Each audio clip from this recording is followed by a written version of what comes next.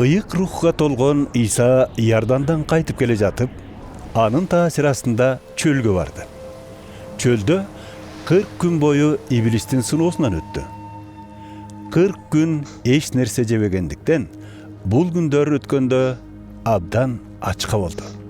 Ошондо иблис ага: Кудайдын уулу болсоң, мына бул ташка буйрчу, нам болуп калсын, деди.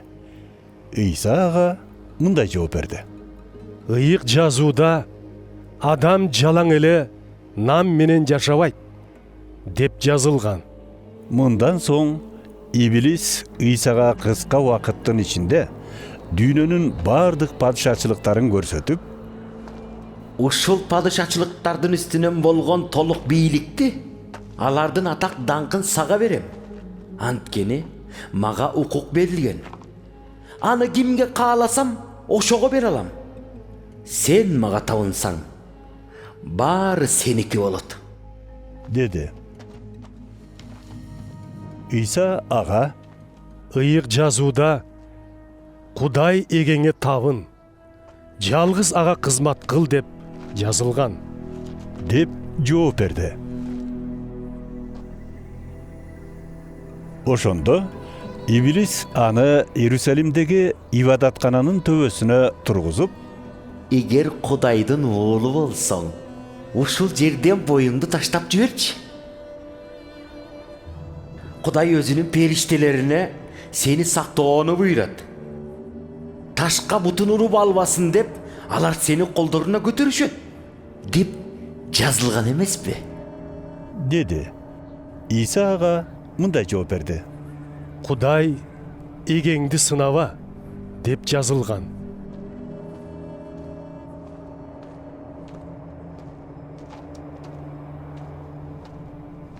Иблис Исаны бардык жагынан сынап бүткөн соң, андан убактылуу кетип калды.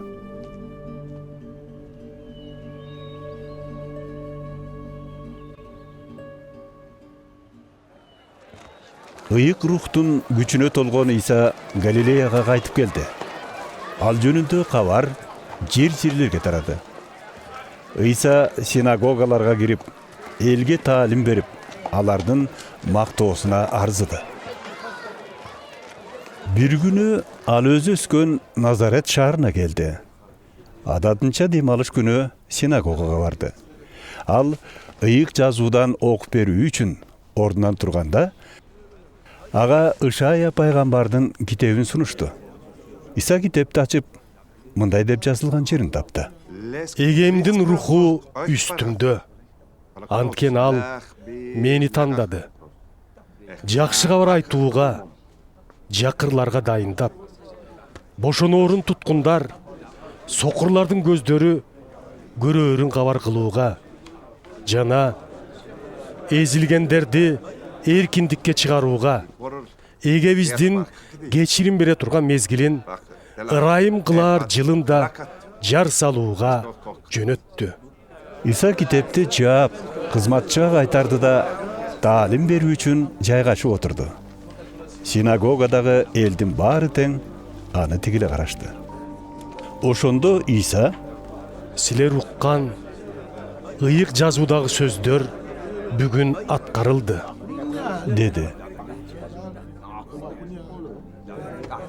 Баары ага ыраазы болушту да, оозунан чыккан кереметтүү сөздөргө таң калышып: Ой, бул Жусуптун эле баласы эмеспи? дешти. Дарыгер болсоң, өзүңдү айыктыр деген макалды айтарыңар бышык, деди Иса аларга. Капарноомдо кылгандарыңды бул жерде, өз мекениңде да кыл дээрсиңер. Силерге бир чындыкты айтып коеюн. Өз элинде пайгамбардын кадыры жок болот. Чын айтып жатам, Илияс пайгамбардын тушунда 3 жыл 6 ай бою асмандан тып эткен тамчы тамбай, бардык жерде ачарчылык болгондо, Исраилда жесирлер көп эле. Бирок Кудай Ильяс пайгамбарды ошолордун эч кимисине жибербестен Сидон аймагындагы Сарепта шаарында жашаган бир жесирге алып барды. Элиша пайгамбардын тушунда да Ысрайылда пест артына чалдыккандар көп болгон. Бирок алардын бири да айыкпастан Сириялык Нааман аттуу киши гана айыккан.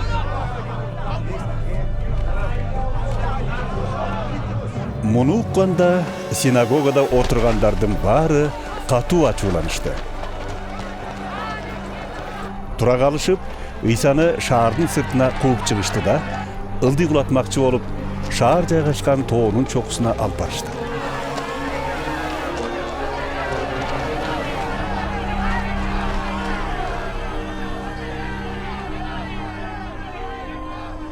Бирок Ыйса аларды аралап өтүп кетип калды.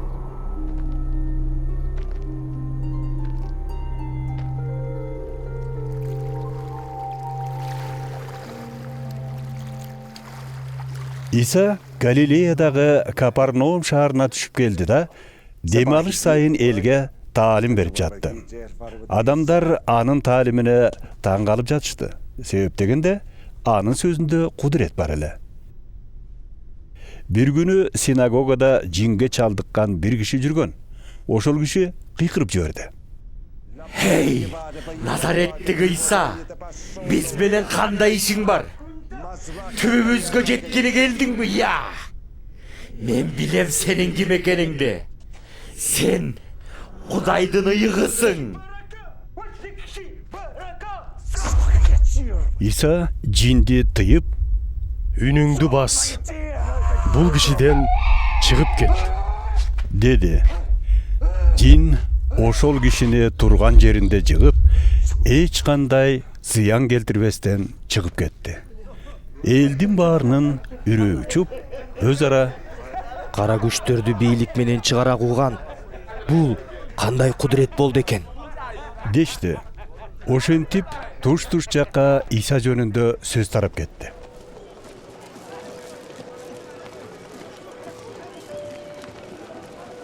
Иса синагогадан чыгып, Ысмандын үйүнө келди. Үйдө анын кайненеси ысытма болуп, катуу ооруп жаттыр. Исадан аны көрүп берүүсүн суранышты.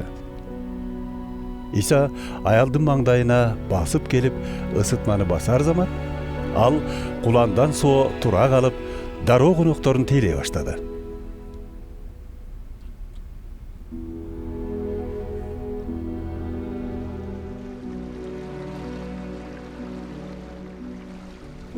Күн батканда элдин баары ар кандай оорулууларды Исага алып келе башташты.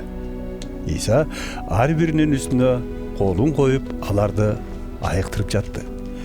Көп адамдардын ичинен жиндер Сен Кудай уулусуң деп бакырып чыгып кетип жатты. Иса аларга өзүнүн машаяк экенин айтууга тыюу салды. Анткени жиндер анын машаяк экенин билишчү. Таң атканда Иса ээн жерге барды. Калың эл аны издеп келип, кетирбестен өздөрү менен алып калгылары келди. Бирок Иса аларга: мен башка шаарларга да Кудай патшачылыгы тууралуу жакшы кабарды жеткиришим керек. Анткени Кудай мени ошол максат менен жиберген, деди. Ошентип Иса Иудея жериндеги синагогаларда элге жакшы кабарды жар салып жүрдү.